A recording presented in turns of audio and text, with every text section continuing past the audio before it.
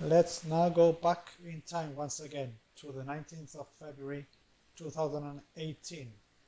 On this day, Sunil Shantirwamani appeared on GBC City Pulse program. Some facts may now be outdated.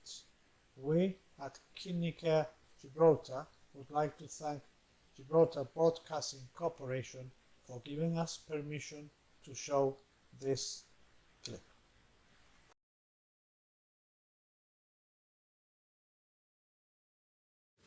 Having been diagnosed with kidney disease at the age of 4, his is a journey of courage and hope. Tonight, Sunil Shantirwamani is on the sofa to tell us his story.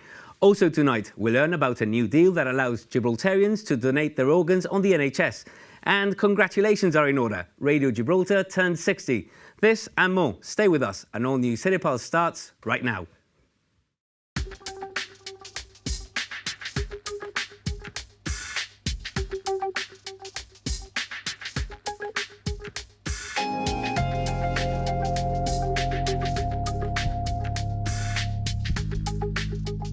Hi there, good evening. You're with City Pulse, which is live as always on a Monday night. Tonight we have a story that will no doubt inspire, a story of courage and hope. And I'm really proud, I got the surname right. First go, eh? But before we invite him to tell us his story, first, our usual housework. We're still looking for stories and we want to hear from you. Just get in touch with us and tell us your stories, your insights, and also those issues, big and small, which you feel impact on community life. As always, our contact details on the lower part of the screen. And we got quite a bit of content tonight, and as always, time is our enemy. So we're going to introduce our co-hosts, Paul and Jonathan, our doctor. Good evening, gents. Evening. Evening. Yes. Welcome to the show. Thank you. Thank you. Busy weeks? Well, Yeah. You thought about it. I better say yes, just in case. It's busier than I have to say busy. yes. Yeah. I am busy. It's a busy time of year for me, and yeah, it's busy this year. Busy, yeah? Yeah. All the Yeah, the flu. Yeah, we thought it'd gone away, but we've had another sort of little surge. That it's sort of we're beginning to see a bit more of it again. I don't know. It's been horrible this year. And now we've got spring around the corner. So Yeah, now we start getting the hay fever and the asthma. Yes. Yep. Tonight we've got a nice story. Paul, I believe you already know Sunil. I do, yes. Good evening, Sunil. Good evening, Welcome to City Kevin. Pulse. How are you feeling? Very Yeah? well, thank you. Thank you for having me. Tranquilito? Good? As always, as always. Sunil, thank you for coming on. You got a great story to share with us tonight, and we're going to go back to the very beginning. I believe you were born prematurely. Yes, I was born 40 days premature. And did that impact maybe? Did that give way to... I'm not a doctor, maybe the doctor can intervene, but I honestly don't know. It may have, I'm not too sure. Doctor, is that something that can create problems of this nature? I mean, it depends on what's gone on. I mean, I don't know all the details. I'm not sure how much you want to discuss live on air today. But basically, there's a number of problems that in childhood can lead to problems. I mean, I believe you started having your problems at quite a young age. Yes, I was about 4 years old when it really started Whether to it surface. was because of your birth and, your premature birth and your time in Kabul, and then whatever problems led to your birth, or whether it happened because of something else, or whether it was genetic, I don't know. Well, they say polycystic kidney disease normally is genetic. That is genetic. But we don't really know where it stems from in my family. That runs in families. So it was would probably happen at some stage sooner or later, whether it precipitated its onset or not. Yeah, they always tell me, it could be when I was 20, 40, 60, it could never really Usually surface. later, So- usually later in life. So it was at the age of 4 that your parents detected... Yeah. That it was your parents detected problems? Of course, I was 4. I didn't know any better. I think my mum, was noticing that I was having trouble, with my urination. So she took me to a doctor in Spain and said, well, what's going on? And they did the tests, they did scans, the usual blood tests, and they noticed I had polycystic kidney disease. Which for the average person like ourselves who don't know much about this, what does that mean? So essentially, the kidney grows, cysts are on the surface, and that just causes an impact on the development of the kidney, the size of the kidney, and eventually the function of the kidney. And what were the physical manifestations that your young self... Well, for me, it was something that I didn't really know. I was obviously quite big because, I wasn't really urinating as much as I should have. My blood pressure was, slightly raised for the average 5-year-olds, 5-year-olds. So there wasn't really any real manifestation. It was just, it was what it was for me. And I didn't really know any better or felt any different. So Sunil, obviously after that, I imagine a series of checkups followed. So yeah, I remember that when I was 5, I went to Guy's Hospital in London for the very first time. It was, went with my mum. They did, the standard test, blood test, etc. My blood pressure was quite high, so, and I remember this image quite vividly. There was a box in my room, or rather in the living room, which it was the blood pressure tablets, and the date was written, I think it was 1693. So from the age of 5, I was having high blood pressure, and I was being treated by tablets.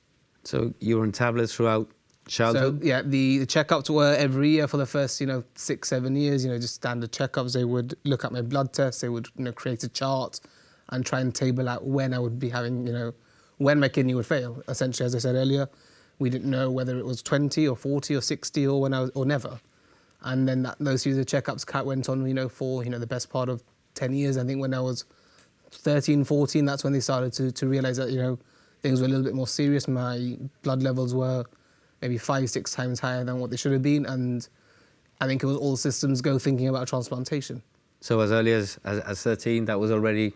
Yeah, it was a stark possibility. It was a reality. They were looking at the blood results, and I remember the chart. They said when you're 15, 16, GCSEs was a good time to do it. I could have an interruption from school without having any impact to my results, university, etc. What's life like for a 13-year-old with failing kidneys? I didn't feel any different, and I think my friends would vouch for me. I was the normal 13-year-old. I was tired, but for me that was a permanent state, so I didn't feel any different. I was playing sports. I represented Gibraltar for junior cricket and table tennis. I was actively involved in school. It didn't really impact me in any way because I didn't feel any different. Mm-hmm. And during those teenage years, you say not much, but that's, from your perspective, it would have been, because, like you say, you didn't know any better. And you came up to A level, I believe? Yep, so... And that's when... So they, as I said, they were looking at my GCSEs as the target date. They did tests on my mum and my dad for the kidney. My mum didn't have the same blood group or a blood group that could, give a kidney. My dad was, the perfect match. So we were, working and building towards, transplantation with my GCSEs. My creatinine was stable at, say, 700, which the doctor would say is quite high. Quite high. So, but as it was stable and I didn't feel ill, they said, well, we can defer this for a couple of years, take it on to, post A levels. You have a year out essentially, after A levels and going to university. And that it was all systems go. Then obviously the checkups became more rigorous. It became more often. So instead of once a year, it was every 6 months. When did you start dialysis? Well, dialysis came when I was 18, so it was after my A level. So we had a setback, so everything was set up. So for my dad to give me a kidney in November 2005, in November 2004, we went for a checkup. Everything seemed okay. We then went for another checkup in May 2005, so just before my A levels, and they found out that my dad had kidney stones, which meant one of his kidneys had kidney stones. So that meant that one kidney. My dad wasn't going to give me a bad kidney, or my dad wasn't going to be left with his bad kidney, or the affected kidney. So they kind of realised that it was a non-starter, the transplantation. So all of our plans essentially went out the window and came back. And I remember the day after I flew back from my checkup in May, I had my Spanish exam, and I went straight from landed. I went straight to my exam, and I got full marks for it, which is something I feel quite. That's always stayed in my head. It's something that I'm quite proud of. I was doing my A levels whilst I was in and out of hospital, because essentially with the creatinine so high, they couldn't essentially discharge me. But I said, I want to do my A levels. I was going to persevere to get them done. Good for you. I just got on with it. That was kind of my mentality. Were you ever scared, Sunil? Pardon? Were you ever scared? I didn't know any better. Did you just say, I'm going to fight this head on? I think, and you know me quite well, Paul, Yeah. I've always, had that, never say die attitude, and that's kind of, the attitude I've always ran with, and it's never stopped me, so sorry. What's it like for a teacher to have a kid in the class who's got something like this? I don't think we handle it that well, me personally. Thinking the 34 years, one or two children, one boy cystic fibrosis, I remember. it's when you get the cold weather, when you get the PE lessons. I think you over worry as a person, and often, like Sunil has demonstrated, he's got an inner strength, which I think a lot of people find, which is admirable. And I think it's like any child in education that has a disability or a learning difficulty. It's not pity they need, it's understanding. You know, you look at what they can do, what they cannot do, and that's how Sunil has, I think, coped with this, haven't you? Just well, I can still carry on doing this. With it. You know, it didn't affect me in any real way. You know. How did you find the GPs? How did we, you know, colleagues? So the GPs, the way it was, I know enough about this stuff. Well, this was, you know, in 92, 93. Dr. Amin was my GP, and they basically went from the GP to Dr. Benedy, who was the paediatrician at the time, to Guy's Hospital. It was kind of, you know, a very quick. It was a very quick, you know, process. And it was kind of Guy's Hospital would see me on a yearly basis. I would see Dr. Benedy every 3 months. You know, the standard blood test. This is what it is. Forward it onto Guy's Hospital and let them deal with it. So people react differently to you, do you think? I would hope not. I would hope not. I don't. You don't think? I don't think they did. You know, as my view was, I was perfectly fine. And you know, I don't think a lot of people knew about it because, you know, it's not something that it's want not to share. obvious. It's not. But my closest friends obviously knew. You know, they were there. They supported me. They knew if I wasn't feeling well, they would always you know, back me up. Essentially. Yeah. So you talk about your dad, and you mentioned there was a bit of an issue there. He developed kidney stones. Tell us about the compatibility issues that arise. Essentially, what they do in terms of, you know, matching, they look at the tissue typing. They take biopsies. You know, they look at the blood group.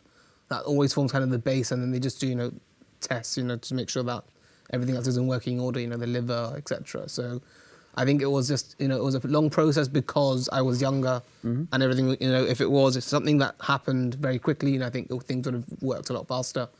But as this was something that was drawn over essentially 5 years, 6 years, everything just took its course very, very slowly. So is there a right age? Forgive my ignorance. Is there a right age? Is perhaps a child too young to... So I know someone personally who's, you know, a year and a half and she is, you know, waiting for a transplant. So there's no... The right age is when you need the organ. I don't think there's any right or wrong age if you need it. And provided that you can receive a kidney, I don't think there's any, you know, right or wrong age. And after that fallback, your father not being able to assist there, at the time, I believe we didn't have access to waiting lists? No, so at the time, so I was at Guy's Hospital and they basically said, well, given your blood group is B positive, which is more of an Indian blood group, and the fact that we weren't resident in the UK, they kind of said, well, back to Gibraltar, let them sort you out, or move to the UK full time. This was actually, you know, during my A-levels, so I just thought, let's come back, let's just get on with, you know, my studies, let's get through the exams and take it from there. Given that they said it was an Asian Indian thing, we decided as a family to go to India and see if there was any options in India, you know, to find a kidney, find a match, and take it from there. Which, in hindsight, was probably a wasted 3-month exercise.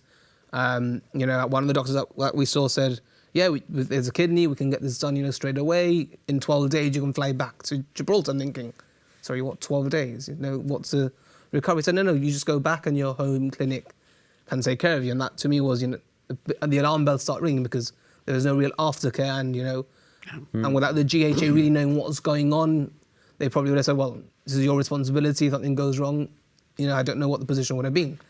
And that was the year that, you know, my 18th birthday, that summer, all my friends went to university. So for me, those 3 months were like, well, I was in doctors, you know, 75% of the time. Must have been pretty desperate, though, for you and your family. It was, you know, it was either I start dialysis or find a kidney in India. And for me, it was what I think the desperation / you know, we don't know what's happening just drove us there. It wasn't, you know, it wasn't a decision that I was going to get transplanted. That was, let's see what the options are. Let's see how it goes. And so, yeah, I remember that was, I think I went towards the end of June and I came back at the end of September. So 3 months of my life. Was it a decision that you made with your family, or did they tell you this is what's best? So my mum and dad spoke to my family in India, and they, you know, they got a bit of background as to what was available over there.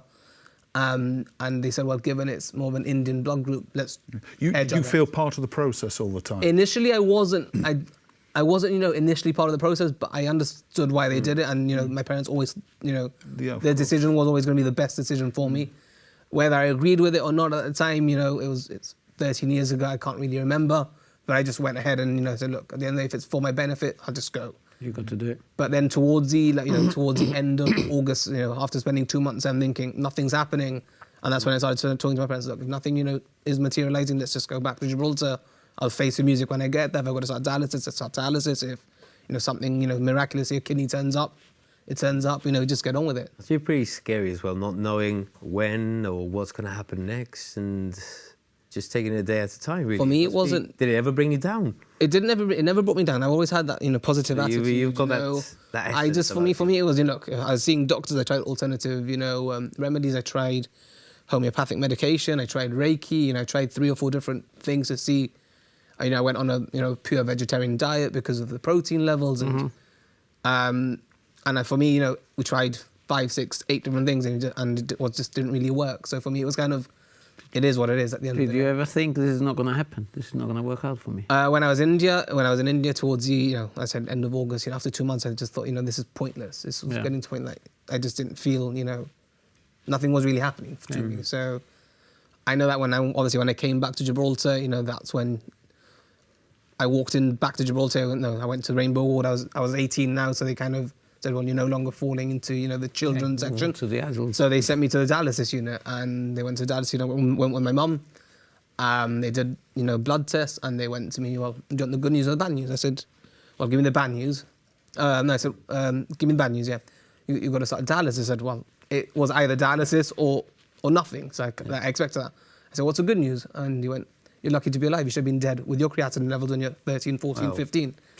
Which Jonathan will, really high. it was, 700, 800. Really high. Started touching 1,000. So for me, it was, Was that a bigger reality check, the sugar? It wasn't really a reality check. It was, well, I kind of knew this. I'm not, I'm well educated and I've done my own What's research. in perspective, though? It put it into perspective because, I was kind of, living in that kind of, I can do whatever I want, Acceptance, just get on with it. And the dialysis thing started to shake me a bit because, there's more restrictions, dietary restrictions, fluid restrictions, but then it never really stopped me. We worked life around dialysis. How long did you have to spend hooked up to the machine? So it started off, my first dialysis session was February the 1st, 2006, and it was 2 hours. For the first few months, it was 2 hours twice a week, and then as time goes on, the kidney function doesn't, stay the same. It gets worse to an extent, and it went up to 4 hours 3 times a week, which is kind of the average, dialysis session. And how do you feel after that? I felt knackered. There were days that I was quite fortunate that I was working for a company that were very understanding. If I didn't feel very well, they would say don't come in or just go home. If I came in, it was just tired. Your blood pressure was all over the place. You had cramps. But at the end of the day, they're draining the fluid out of your body. So, the muscle starts to cramp up, the blood pressure starts to go down. So for me, it was part and parcel of life. For me, it didn't really stop me yet. I think that is the first time when I started to realize I was actually ill. Yeah. Because for the first 18 and a half years, I didn't feel ill. I just got on with things, I did what every teenager did, go out, have a few drinks, enjoy life. It never really stopped me. I played sports, for me, it didn't prevent me from, living a day-to-day life. I think when dialysis kicked in, that's when I started to realize that things have to change, I can't, Keep up the pace. Yeah, keep doing what I was doing for 18 years. You were very active sports-wise. Yeah. Cricket, I think, is your biggie. Yeah, cricket's my passion. We've been playing a few images of Yes. that. Did you have to take a step back? So yeah, because I've got a fistula in my left wrist. I don't know if they want to zoom in. So obviously, if I get hit here playing cricket, I would that would burst and the blood would pour out everywhere. So I ended up taking a step back from playing, and I thought let's start umpiring. So I've never been the best cricketer, I'll be honest, but I enjoyed my sports I was playing. But I had to take safety first option. I said I'm going to take up umpiring. And I think I did quite well. I umpired, European Championships, World Cup qualifiers, from the age of 20 to 20, to recently. So it never stopped me from doing what I enjoy. And that being one of your passions, something that you love doing, having to step back and slow it down a bit, did it affect? No, it didn't affect me because I was still part of the game. I'm still marvelled how the strength of character that you have, how positive and upbeat you've been throughout, and you can, anyone who knows you, I think you can feel that in you, you can see that in you. Yeah, because I suppose you can go one of two ways, and Sunil took it, in his stride. Yeah. But did they offer you things like therapy session? Did you talk to other people? No counselling. There was no nothing. counselling. Well, Because some people they want to sit and talk to people about. So I think because I was younger, see, I was 18. Probably the next youngest patient was late 60s. I didn't really have that, You were the youngest. Not I only was- then, but the Nobody models to of relate to. chronic disease management in those days. I mean, we're talking early 2005-6. Yeah, I mean, those models have developed since, where if you've got a long-term illness, you get more support.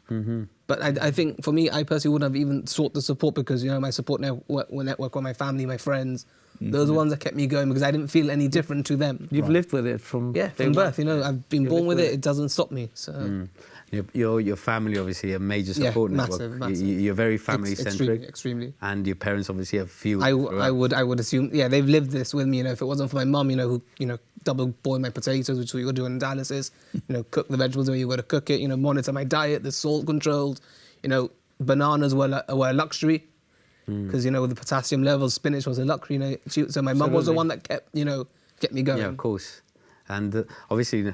Without the worry also of seeing others worry about ourselves. That's probably one of the... No, for me, it was I have a very good relationship with my parents, and I think we'd work together to put work through this. And Yeah, that's brilliant. Family effort, and we find strength in... So you didn't have to be on your case then, because you had the self-discipline not to mess up when you were away from mum. Well, it's obviously when I went to university, It's all coming out now. I was very well disciplined, but as every person who goes to university, you do have those days where Odd lapse, yes. you have lapses. It happened to me on dialysis. There was one dialysis session, I didn't turn up the way I should have. But And everybody found out about well, the doctor found out, which was the main thing. So Being a teenager. being a teenager, I was 19, so it was a one-off, and I vowed never to do it again, and I haven't since. So you learned your lesson. So dialysis, how long did that run for, and what's the next step in the story? So it was for 2 years, 8 months, and 1 day. Not that I'm counting, Wow. but it was quite a precise, Of course. measurement. It was the next stage of And always transplantation. waiting, obviously. Well, more or less, I wouldn't have been waiting for the full 2 years, 8 months. It would probably mean more around the 2 year mark, because it takes a while to get onto the list. The next step was 1st of October 2008. I got a phone call from Joanna Ferrari and sponsored patients. It was a Wednesday afternoon. It was after dialysis. I wasn't feeling very well, and I didn't go into work. So she called me and she said, "Are you sitting down?" I said, "Yes, why?" She goes, "There's a kidney waiting for you." I'm like, "Sorry, what?" I didn't really process it. There's a kidney waiting for you, call your doctor. That's the first thing you got to do. And when you're ready, call the ambulance. The ambulance will come and take you straight to Cali's. I didn't call the doctor, I called my mum. Of course. Because, I didn't process it. And my mum's like, I think I was shocked. My parents were obviously equally as shocked, if not more shocked. So I called my mum, so I told my mum. My mum called the doctor. And I was told by my mum who called me back, call the doctor needs to speak to you. Because they need to ascertain how well you are. Yeah. So the doctor, by just talking to you, they can see if you've got a cold or any sign of an infection coming on, because that would essentially, the transplant wouldn't take place. Knowledge, yeah. So that was 3:30ish in the afternoon, 3:45.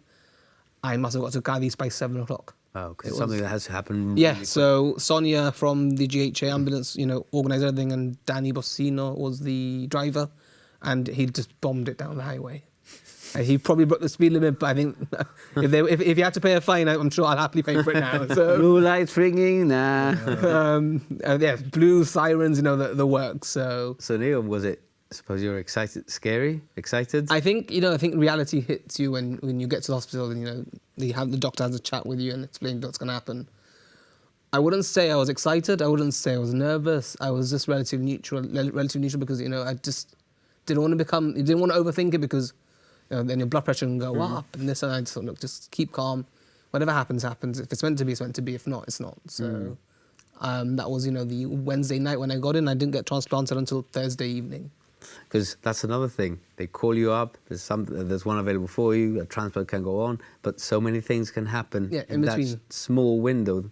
That chance can disappear in the same way it appeared. Obviously, you have to be healthy enough. If you have a sign of a cold, I said, it's a non-starter. So I know someone personally who's got a phone call, kidneys waiting for you, and then he's been turned back. Not because he wasn't well, but because there's someone else who's better than him. And the procedure itself, how long did it last? I think they normally say it takes around 4 hours, but I think in about 2.5 hours, they said it was a success. They normally there's, I think Jonathan can correct me if I'm wrong, but normally if you start urinating soon after the transplant, they kind of know that it's going to work. Yeah, I mean, they, as far as I know, I mean, I've never seen one, but my understanding is that they connect up the blood vessels. The kidney goes on the right side. The right side of my. They connect the blood vessels and the tube that drains the kidney, sort of, and then you see it physically produce the urine, and then you connect it up, so you know that it's working. How did you feel after?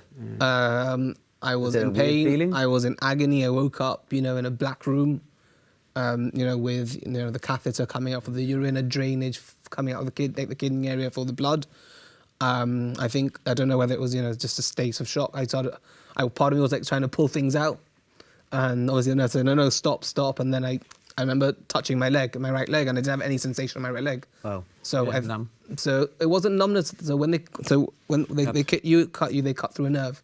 So I kind of lost feeling in my right leg for the best part of a week. And I remember that during the course of the week, I was in so much pain. I was telling my mum, call the doctor, tell them to take my kidney out. I don't want this. I'd rather be on dialysis. Wow. Because it was obviously the drugs talking, not me. Yeah. I was just in so much pain. I just thought, look. Was there any aspect of curiosity about it, Sunil? Did you ever ask or think, or where's it come from? So they give you a discharge report with the, key vital statistics, age, weight, whether tissue typing. They don't give you any more than that. I asked because I lost to send a letter. But I think a policy in the Cadiz hospital was we just don't tell you. Right, so you don't know the circumstances of how you... I know, I was told, brain death, but it could be a road traffic accident. I don't actually know. I know what's on that paper in front of me. And Sunil, the aftercare, how was your life very changed? Is there any, what sort of life? My life has been relatively normal. Anti-rejection tablets. I get up at 7:15 in the morning. First medication, breakfast another 2. And then in the evening another tablet. So it's not that rigorous. Beats living on a machine, which is the main thing. And you adhere to it? Of course, that I never miss. I've never missed that. 7:30 in the morning, I wake up. If I'm traveling, I change things accordingly. If I went to India, it was like midday or midnight or something like that. It's part and parcel of life. That is what keeps me going. If it wasn't for that, my kidney would have packed up, years ago. Yeah. And nowadays you live a very normal life. Yeah. You're in full. You graduated. So yeah, after my transplant, it's quite a funny story that when I was in Cadiz, having my transplant, given that I had taken 3 years out of education, I thought, well, I need to start moving on with my life. So I actually applied to the University of London to do my law degree through correspondence. And I got in and all of that stuff. And in Cadiz, once I was there, I remember my dad, so there's a parcel for you. There's a box. So when I got back to Gibraltar, I opened the box. It was my books for the university course. And I said, not happening. All going well, I'll go to university next year. So 2009 is when I went to university and started my law degree in Cardiff. So they deferred, the university happily, were deferring my place until I was fit enough to go. Yeah, excellent. Good. And now you're in full-time employment. Are you back to your sports? So I'm still, I'm more involved in the admin side of sports. But you're still... So I'm doing, I run the cricket association, with, the board and the employees. I've got a full-time job as a lawyer, so... And you're giving back, I believe. Yeah, I'm also the chairperson of the Gibraltar Dialysis Association. It hasn't been plain sailing, there have been side effects and, days that, things have changed. So I remember in March 2010, I became diabetic. So I went into the hospital with blood sugars of 32. Jonathan again's going to say that's really high. Yeah. One of the biggest medical emergencies we have. So I lost 6 kilos in a week. I was probably drinking close to 10 DKA, litres. Yeah. I had DKA. Nasty. And the doctor went to me towards the end of, I was in hospital for a week. They had to put me on insulin for a week just to get my sugars down. And towards the end of the week, they went to me, good to see that you're doing better. And if you'd have come 24 hours later, you may have not made it through the week. Yep. Wow. Because I was 24 hours away from a diabetic coma, effectively.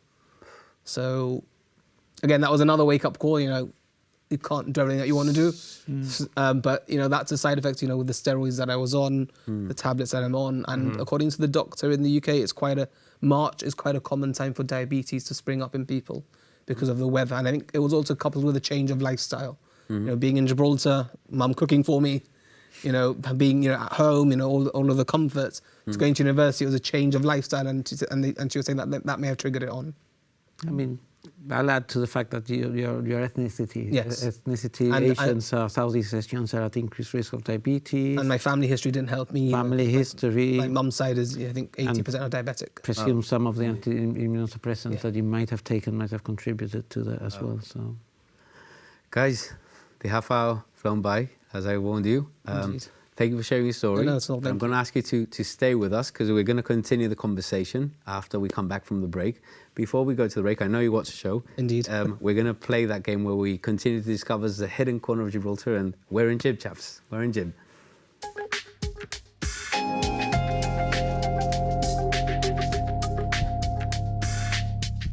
And as always, we're going to be putting up a photo. Gents, if you know where it is, muti, till the end of the show. Huh? You know the drill, yeah? Got it, yeah. So I'm going to ask Mr. Murphy to bring up that slide. And remember, it might be a random tree, but it's always in the detail. Look at the detail. And at the end of the show, we'll bring it back up and try and see if you know where it is. Okay, any clues? Any ideas? it looks horribly familiar. Okay. Just no idea where it is. But I cannot place it. Okay. It's a background. I'm trying to work out where it is. Okay, so we'll think about it. You've got the next 30 minutes to think about it. In the meantime, I'm going to ask Mr. Murphy to take us into a break, and we'll see you in 2.